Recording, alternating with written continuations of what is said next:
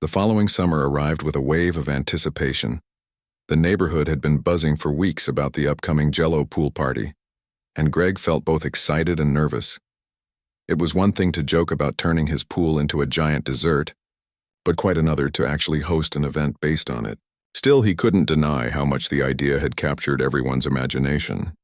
From kids dreaming of splashing around in colorful gelatin to adults reminiscing about Greg's original prank, the party had become the talk of the town. Lisa took charge of organizing the details, her enthusiasm infectious. She coordinated food trucks, arranged for live music, and even set up a small booth where people could vote for their favorite Jell-O flavor. "Red is classic," she told Greg during one planning session, "but we should mix it up this time. How about blue raspberry or lime green?" Greg chuckled, shaking his head. "Whatever you think works best. You're the expert at this stuff." With Lisa handling logistics, Greg focused on preparing the pool itself. He rented the same industrial equipment he'd used before, though this time he enlisted help from several neighbors eager to pitch in. Together, they worked late into the night, dissolving hundreds of pounds of gelatin mix and carefully pouring it into the pool.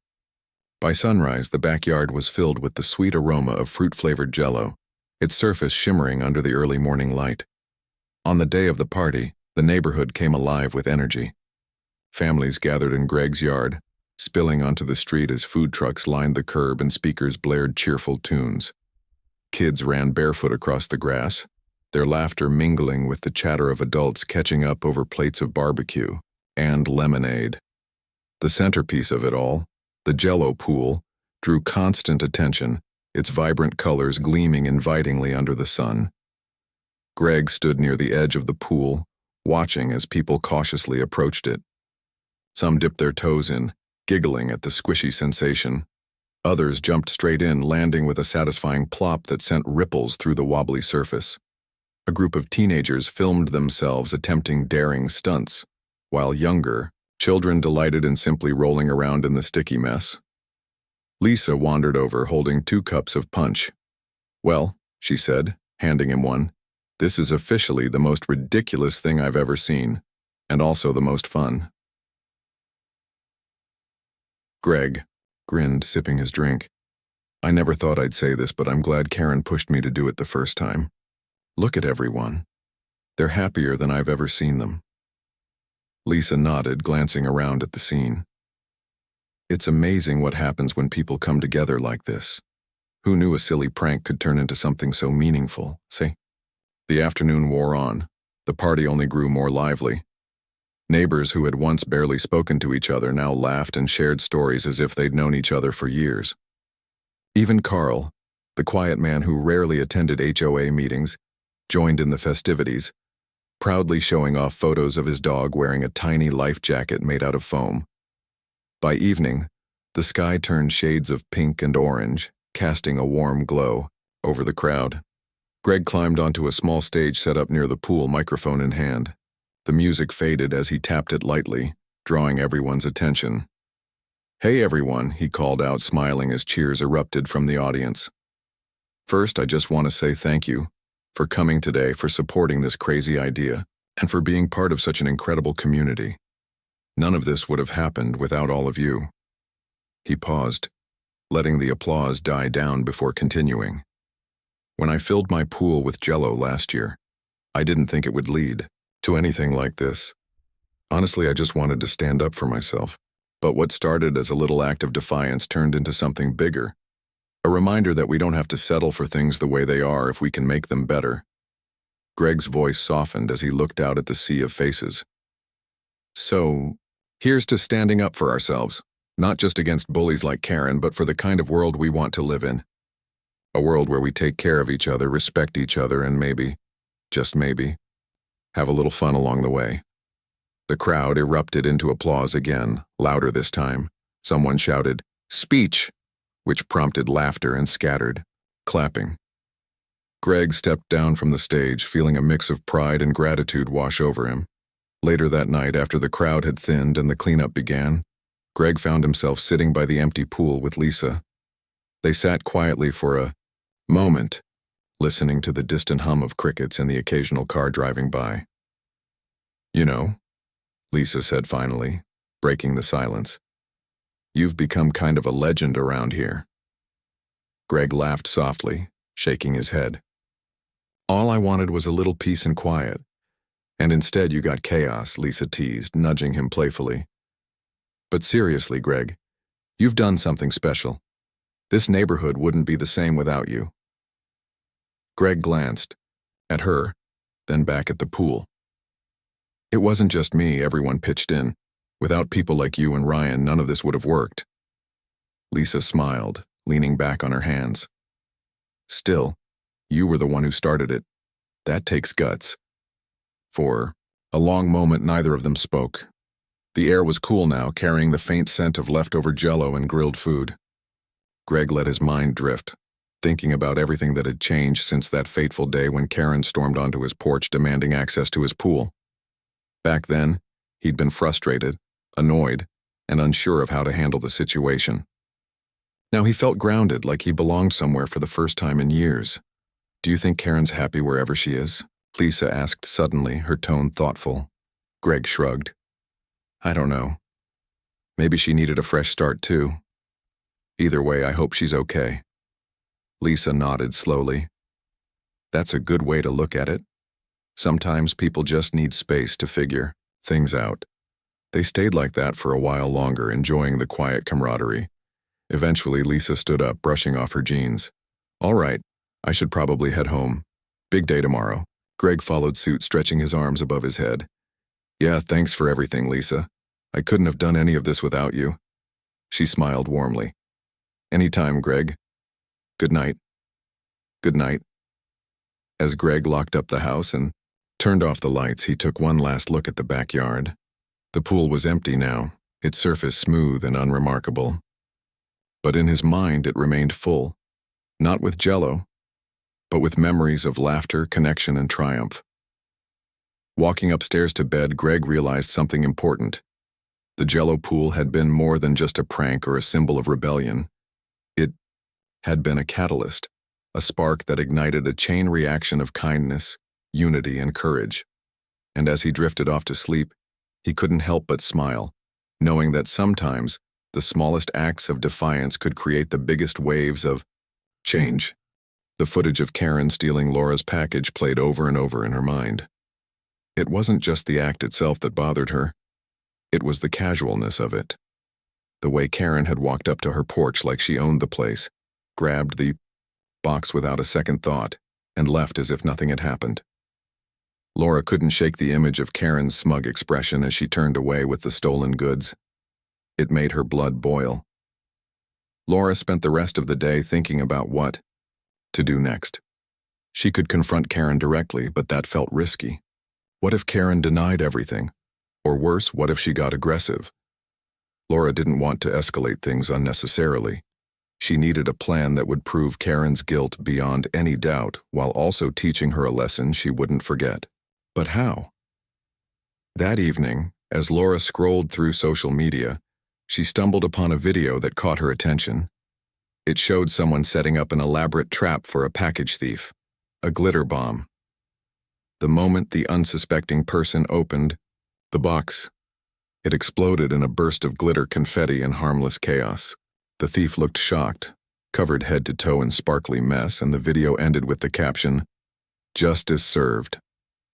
Laura laughed out loud at first, then paused. Could she do something like that? It seemed extreme, sure, but it was exactly the kind of bold move she'd been considering. A glitter bomb wouldn't hurt anyone, it would just be messy and embarrassing. And if Karen thought she could get away with stealing packages, maybe a little public humiliation was exactly what she deserved. Excited by the idea, Laura started researching how to make a glitter bomb. She found tutorials online, watched videos, and read comments from people who had tried similar setups. Most of them were surprisingly easy to follow. All she needed was a sturdy decoy box, some bright glitter, small packets of washable dye powder, and a simple mechanism to trigger the explosion when the box was opened. Laura decided to order everything she needed right away. After all, the sooner she acted, the sooner she could catch Karen in the act. Over the weekend, Laura dedicated herself to building the trap. She began by ordering a plain brown box online. Nothing fancy, just something that looked like a typical delivery. Once it arrived, she carefully cut out sections of the interior to create space for her surprise. Inside, she packed layers of glitter in every color she could find: pink, gold, silver, blue. She added handfuls of confetti for extra flair and tossed in a few packets of washable dye powder for good measure. These packets, she learned, would burst open on impact, leaving colorful streaks wherever they landed. Next came the tricky part: rigging the box to explode. Laura used a small device she'd bought online, a basic spring-loaded mechanism designed for pranks. When triggered, it would pop open the lid of the box, releasing its contents in a sudden burst. She tested it several times in her garage, making adjustments until she was confident it would work perfectly. By the time Sunday evening rolled around, the glitter bomb was ready to go. Laura placed the booby-trapped box on her front porch early Monday morning, positioning it carefully within view of her hidden camera. She double-checked the setup, ensuring everything was secure and functioning properly. Then she stepped back, took a deep breath, and waited. The hours dragged by. Laura tried to focus on her usual routine, but her mind kept drifting back to the porch. Would Karen show up today? Had she already figured out she was being watched? Every car that drove past made Laura glance toward the window. Every footstep outside sent her heart racing. She checked the live feed on her phone constantly, jumping at every notification. This waiting game was almost unbearable. Finally, late Tuesday afternoon, her phone buzzed with an alert. Laura nearly dropped it in her haste to open the app. Her pulse quickened as she saw movement on the screen. Someone was approaching her house, someone familiar. Sure enough, it was Karen. Laura watched, her hands trembling slightly as Karen strolled onto her porch like she belonged there. There was no hesitation, no sign of guilt or nervousness, just that same confident stride Laura had seen in the earlier footage. Karen reached down, picked up the decoy box, and turned to leave. For a brief moment, Laura wondered if the trap would even work. What if Karen just walked off with the box intact? Then it happened. A loud pop echoed through the microphone connected to the camera. The box erupted in a shower of glitter, confetti, and dye powder. Karen froze mid-step, her arms flailing as she tried to process what had just occurred. Pink glitter clung to her hair, face, and clothes. Blue dye streaked down her arms and hands. Confetti rained down around her, sticking to her shoes and scattering across the porch. For a split second, Karen looked genuinely stunned. Her mouth hung open, her eyes wide with shock. Then slowly, her expression shifted to one of pure fury. She spun around, glaring at Laura's house as if she could see straight through the walls. "Who did this?" she shouted, her voice sharp and angry.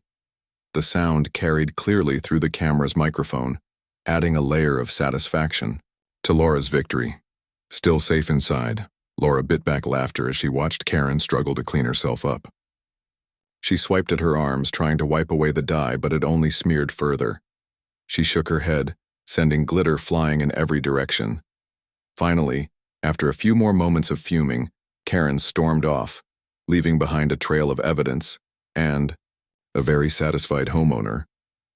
Laura leaned back in her chair, letting out a long breath she hadn't realized she'd been holding. It worked. Her plan had worked perfectly.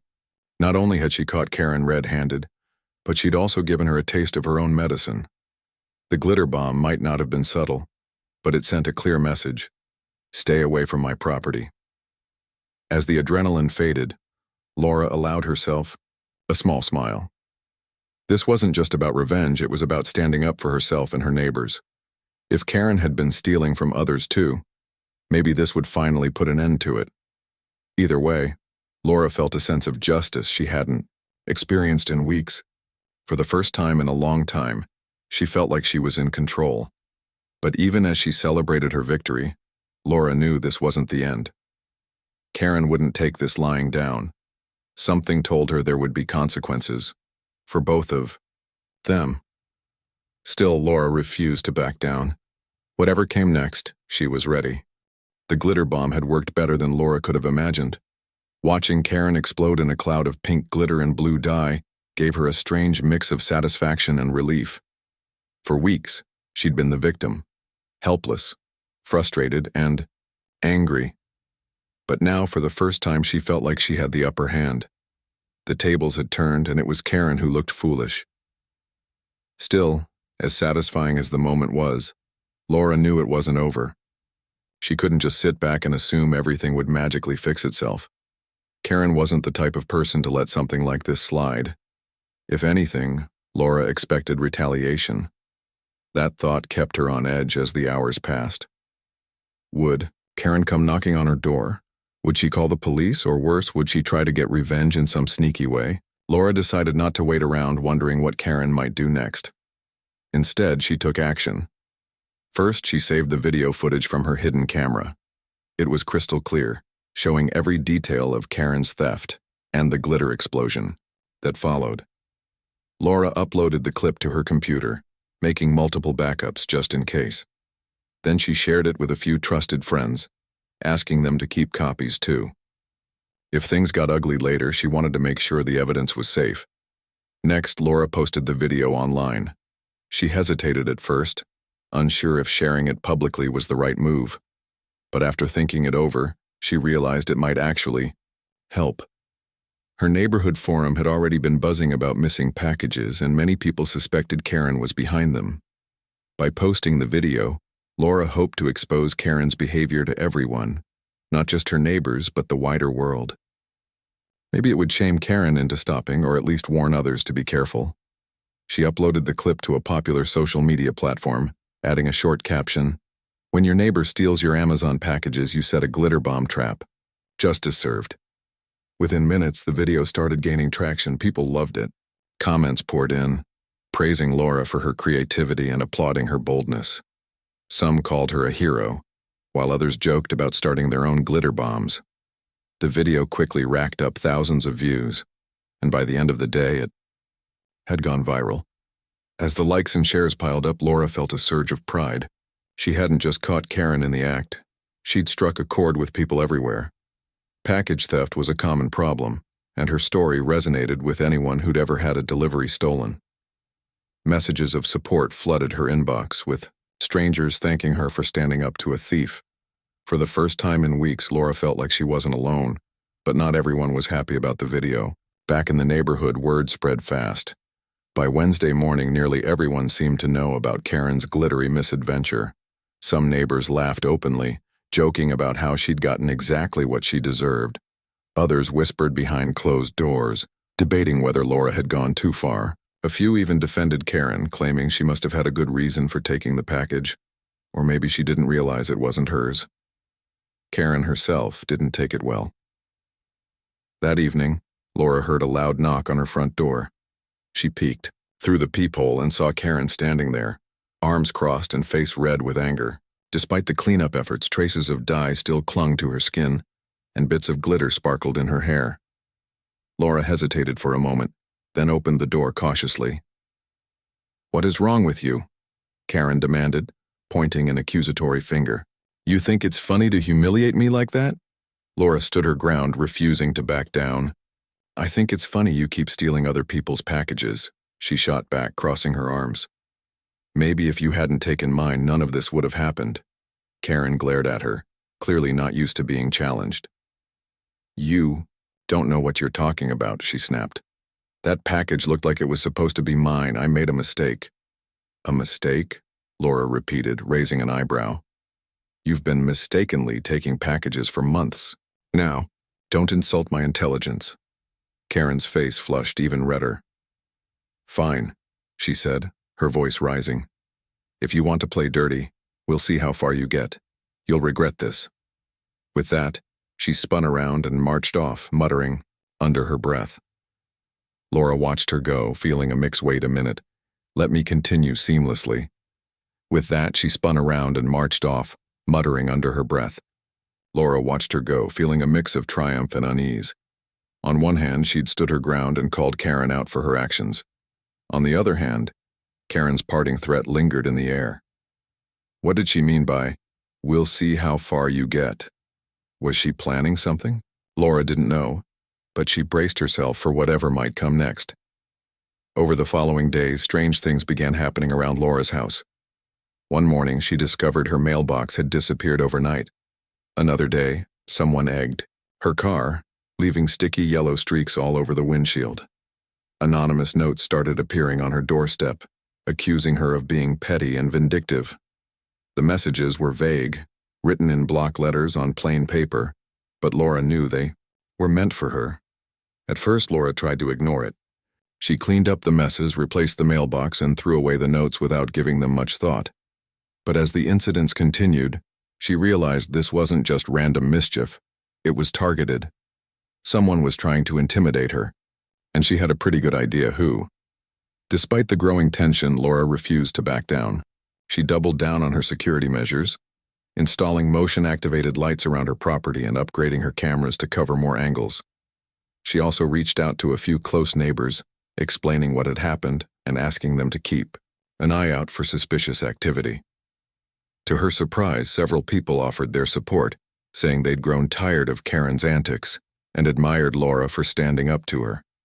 One neighbor, a man named Steve, went so far as to offer practical help. He stopped by one afternoon with a toolbox and spent hours reinforcing Laura's porch railing and tightening loose screws on her gate.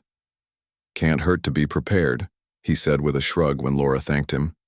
His kindness reminded her that she wasn't completely alone in this fight. Meanwhile, the fallout from the glitter bomb video continued to ripple through the neighborhood. Local news outlets picked up the story, running segments about package theft and creative ways to catch thieves. Some reporters even contacted Laura for interviews, though she declined most of them. She didn't want to become the center of attention.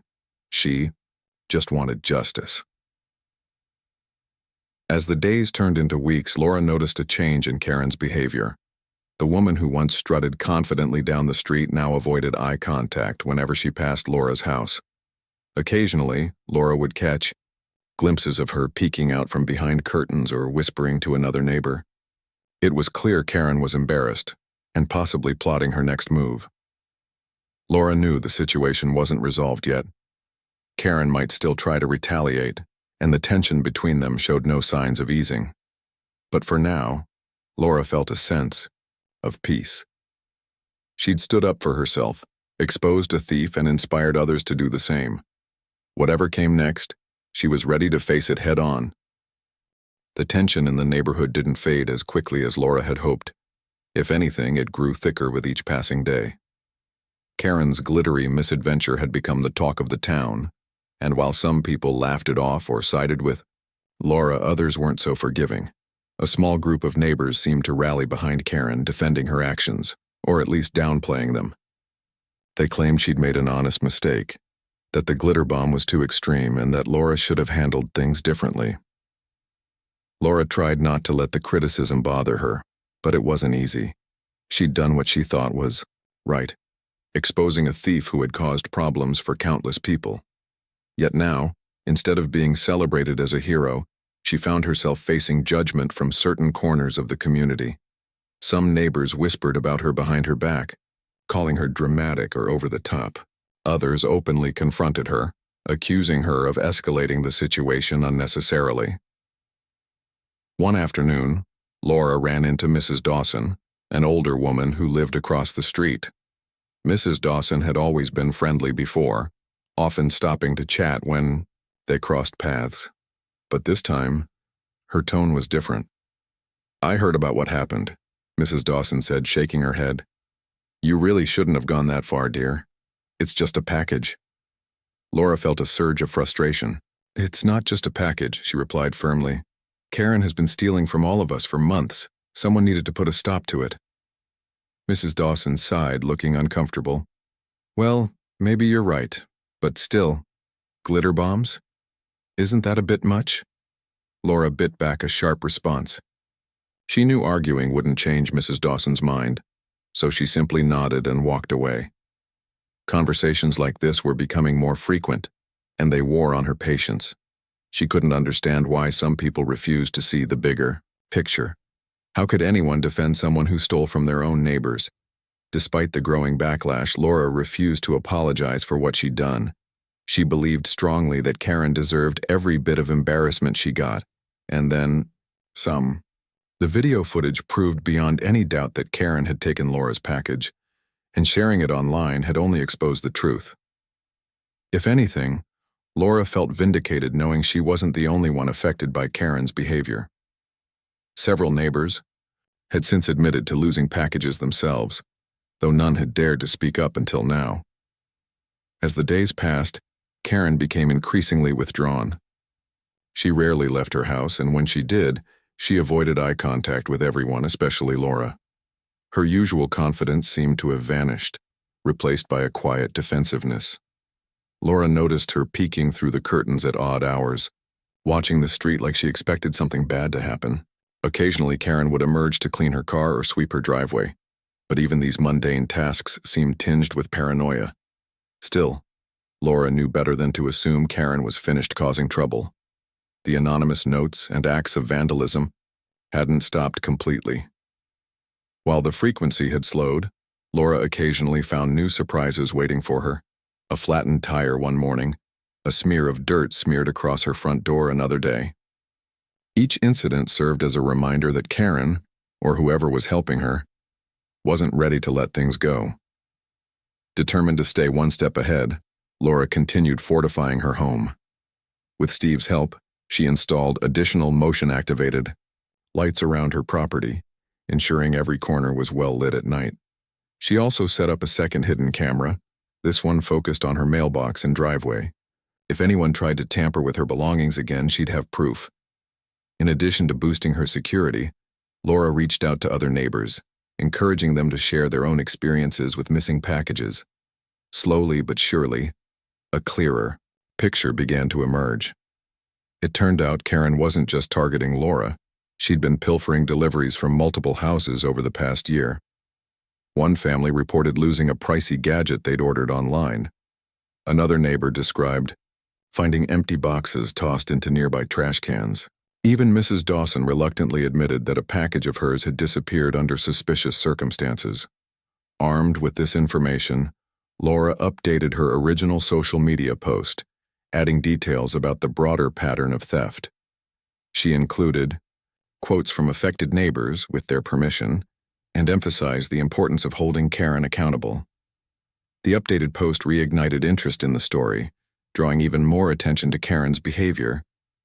Commenters from across the country weighed in, sharing similar experiences and offering advice on how to deal with package thieves. While most of the feedback was supportive, some comments criticized Laura for airing dirty laundry in public. A few accused her of bullying Karen, suggesting she should have resolved the issue privately rather than shaming her online. These accusations stung, but Laura reminded herself that she hadn't started this fight. Karen had. All she'd done was defend herself and shine a light on the truth. Amid the chaos, Laura received an unexpected visit from Officer Miller, a local police officer assigned to their neighborhood. He knocked on her door one evening, introducing himself politely and asking if he could come inside to discuss recent events. Laura agreed, curious about why he was there. Officer Miller explained that Karen had filed a complaint against her, alleging harassment and vandalism. According to Karen, Laura had deliberately targeted her with the glitter bomb in subsequent posts, ruining her reputation and making her life miserable. Laura listened calmly, nodding along as Officer Miller outlined the allegations. When it was her turn to speak, Laura presented her evidence: the original video footage showing Karen stealing her package, screenshots of the viral post and its overwhelmingly positive reception, and statements from neighbors confirming Karen's history of theft. She spoke clearly and confidently, leaving no room for doubt about what had happened. Officer Miller listened carefully, taking notes as Laura explained her side of the story.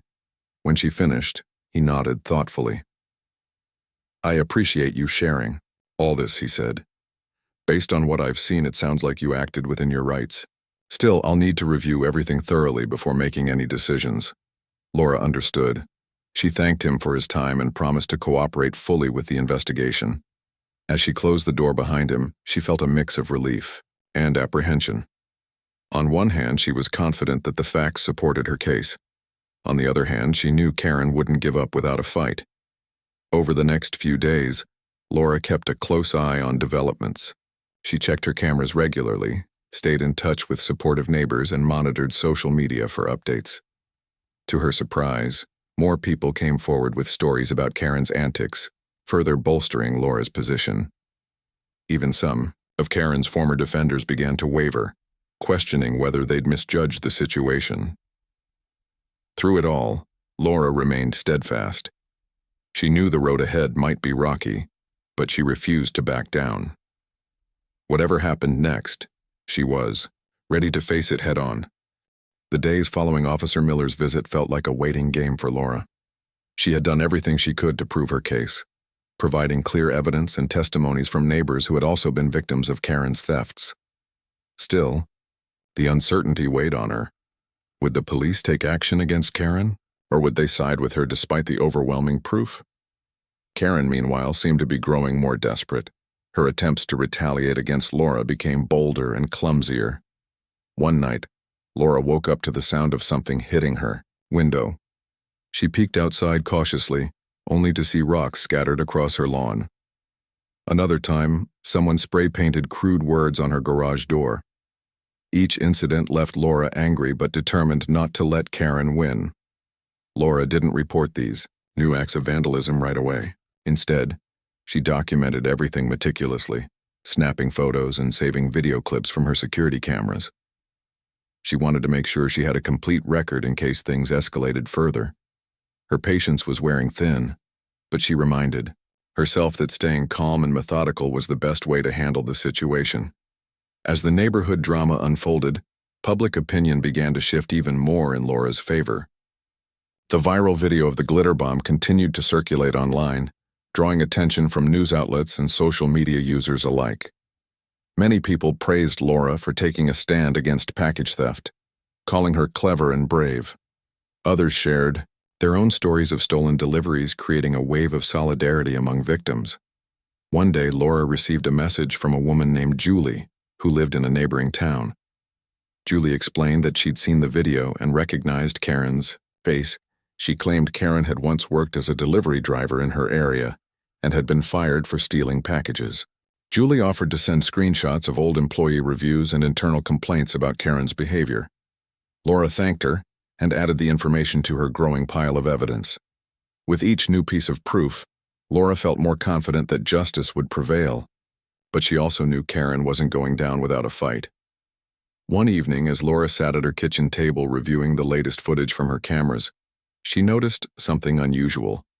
A car parked a few houses down had been sitting there for hours, its engine running. The driver kept glancing toward Laura's house, clearly trying to avoid being noticed.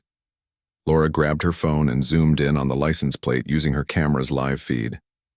She quickly typed the number into an online database and discovered it belonged to Karen's husband, Greg. It seemed Karen was keeping tabs on her, not exactly subtle, but effective enough to unsettle Laura. She debated calling the police again, but decided against it. For now, she would simply keep recording and gathering evidence. The next morning, Laura woke up to find another anonymous note taped to her front door. This one was different from the others. It wasn't written in block letters or vague threats. Instead, it read, "You'll never feel safe here. Leave while you still can." The message sent chills down Laura's spine. Was this just an empty threat, or was Karen planning something bigger? Determined not to let fear take over, Laura snapped a photo of the note and posted it online. Within minutes, supportive comments flooded in. Strangers encouraged her to stay strong, offering advice on how to deal with harassment. Some suggested reaching out to local authorities for protection, while others recommended installing additional security measures. Laura appreciated the support, but she knew she had to rely on herself, first and foremost. That afternoon, Laura met with Steve, the neighbor who had helped her reinforce her porch railing. She showed him the note and explained her concerns. Without hesitation, Steve offered to set up a neighborhood watch group. He believed that by working together they could deter Karen and anyone else causing trouble. Several neighbors agreed to join, including a few who had initially criticized Laura, but now saw the bigger picture. The sense of community gave Laura hope. For weeks, she'd felt isolated, like she was fighting this battle alone. Now, she realized she had allies willing to stand by her side. Together, they drafted a plan to patrol the streets, share updates via a group chat, and report any suspicious activity to the police. Meanwhile, Officer Miller contacted Laura to update her on the investigation. After reviewing all the evidence, including the video footage, neighbor statements, and Julie's documents, he informed Laura that charges were likely to be filed against Karen. While the legal process would take time, it was a significant step forward. Laura felt a weight lift off her shoulders knowing that justice was finally within reach. But Karen wasn't ready to admit defeat. One evening, as Laura returned home from work, she found her mailbox smashed to pieces. Broken wood and twisted metal lay scattered across her driveway. Rage bubbled inside her, but she forced herself to stay composed. She took pictures of the damage, uploaded them to the neighborhood group chat, and notified Officer Miller. This time, the response was swift. Within an hour, 2 police officers arrived at Laura's house to investigate. They examined the scene, reviewed her camera footage, and promised to increase patrols in the area. When Karen's name came up during questioning, the officers exchanged knowing looks but didn't comment directly. Word spread quickly among the neighbors about the destroyed mailbox. Even those who had previously defended Karen started to distance themselves from her. Mrs. Dawson, the older woman who had criticized Laura earlier, knocked on her door the next morning. "I'm sorry," she said softly. "I didn't realize how bad things were until now. If there's anything I can do to help, please let me know." Laura accepted the apology graciously, grateful for the change of heart. It wasn't easy to forgive, but she understood that everyone made mistakes, including herself. Over the next few days, more neighbors reached out to express their support, bringing food, flowers, and kind words. The tide had turned decisively in Laura's favor. Despite the mounting pressure, Karen refused to back down. She stopped leaving her house altogether, retreating behind closed doors and curtains. Rumors spread that she was considering moving out of the neighborhood, though no one knew for sure. Whatever her plans, it was clear she couldn't continue living the same life she had before. For Laura, the turning point came when Officer Miller called to confirm that formal charges had been filed against Karen. Theft, harassment, and vandalism were among the allegations listed in the report. While the legal proceedings would drag on for months, Laura felt a deep sense of satisfaction knowing that Karen would finally face consequences for her actions. As the dust began to settle, Laura reflected on everything that had happened. What started as a simple case of missing packages had spiraled into a full-blown neighborhood scandal. Along the way, she'd learned valuable lessons about standing up for herself, seeking support from others, and documenting every detail. Most importantly, she'd discovered the strength within herself to fight for what was right, even when it meant facing opposition. The road ahead wouldn't always be smooth, but Laura was ready. With her neighbors by her side and justice slowly unfolding, she felt hopeful for the future. Whatever challenges lay ahead, she knew she could handle them, one step at a time. The legal proceedings against Karen dragged on for months, but the outcome was inevitable. With overwhelming evidence stacked against her, including video footage, witness testimonies, and records of her past behavior, Karen eventually pleaded guilty to several charges. The court ordered her to pay fines, attend counseling sessions, and perform community service. More importantly, she agreed to move out of the neighborhood as part of a settlement with Laura and other affected residents. For Laura, this marked the end of a long and exhausting chapter in her life. She had spent countless hours gathering evidence, dealing with harassment, and standing her ground against criticism. But now, as she watched Karen's moving truck pull away one crisp autumn morning, she felt a profound sense of relief. It wasn't just about winning. It was about reclaiming her peace of mind and restoring order to her community. Without Karen around, the neighborhood seemed lighter somehow. Neighbors who had once kept to themselves started reaching out more often, organizing block parties and weekend barbecues. Laura found herself at the center of these gatherings. Not because she sought attention, but because people genuinely appreciated what she had done. Her bold actions had inspired others to speak up and work together, creating a stronger sense of unity. Steve, the neighbor who had helped her reinforce her porch railing, became a close friend. He often stopped by to check on her or lend a hand with household projects. "You're tougher than you look," he joked one afternoon while helping her repaint her garage door. Laura laughed, grateful for his support, and for the reminder that she wasn't alone anymore. As the weeks passed, Laura noticed subtle changes in her daily routine. Deliveries arrived without issue, and her porch remained undisturbed. She no longer felt the need to constantly monitor her security cameras or brace herself for retaliation. Life returned to its predictable rhythm, filled with work, errands, and quiet evenings at home. The difference was that now she felt safe. Still, Laura didn't forget the lessons she'd learned during those chaotic months. She continued to advocate for better package security, sharing tips online and encouraging neighbors to invest in smart locks and cameras. When a local news station invited her to appear on a segment about preventing package theft, she accepted, hoping to reach an even wider audience. Her story resonated with viewers, many of whom thanked her for shining a light on a common problem. One day, as Laura sat on her porch sipping coffee, she reflected on how much had changed since the glitter bomb incident. What began as a personal vendetta had grown into something bigger, a movement of sorts. People from all over the country reached out to share their own experiences with theft and ask for advice on protecting their homes. Some even sent gifts, a box of homemade cookies here, a heartfelt letter there, as tokens of gratitude. Laura cherished these connections, realizing that her actions had touched lives far beyond her small suburban neighborhood, yet she also knew that none of it would have been possible without the support of those around her. From Steve's practical help to Julie's crucial tip-off, she owed much of her success to others who had stood by her side. Even Mrs. Dawson, the older woman who had initially criticized Laura, became a regular visitor. They bonded over gardening and shared stories about their families.